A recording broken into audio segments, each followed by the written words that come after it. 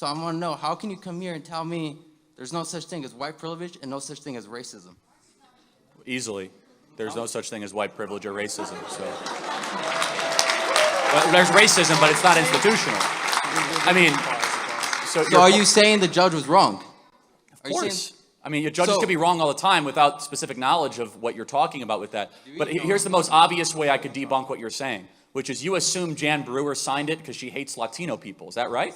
It came out that she has. It's been proven. Hold on a second. Hold on. Whoa. What evidence do you have that Jan Brewer hates Latino people? If you go watch the documentary about Raza Studies.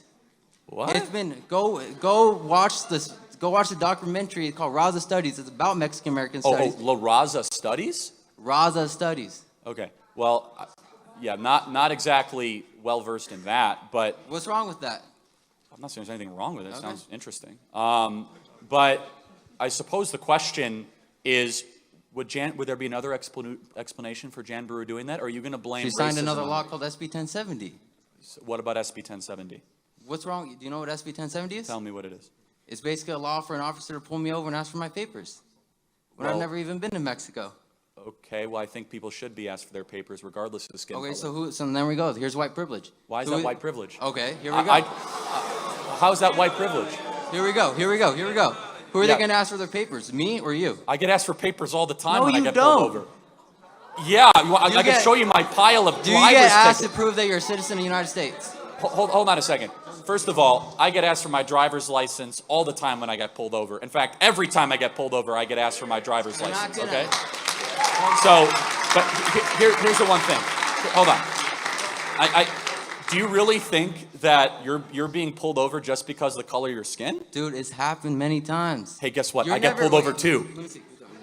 You're never gonna know it because you don't look like me, man. Wait, hold on. You're never gonna have to know my struggles. Wait, I mean, this is the problem. I'm just going to give you a piece of advice. Honestly, you complimented me and Candace Owens. You're looking at the world as a victim. Okay? You're looking at the world as if there's systemic racism and the evil white man that's trying to crush you. It's a lie. It's a lie that is designed to keep you down. It's a lie that is designed to try and disempower you. And white people get pulled over all the time to be asked for their papers. And if a non-citizen does not have their papers, they should be deported from this country if they do not have their papers. So please go ahead. All right, before you start saying I'm playing that victim thing, I'm never going to call myself a victim, but I'm not blind to the fact that my journey is going to be different than someone that doesn't look like me. You're right. So you know how it's going to be different? It's going to be easier for you. It's because affirmative action laws benefit people of color above white applicants to certain universities.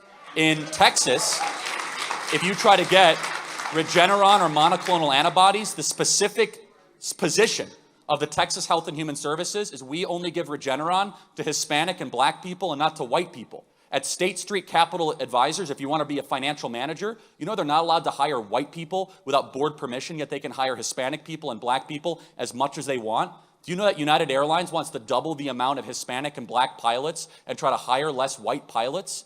You're right. You and I have it different. And currently, the current regime and status quo is making it easier for you. You have privilege.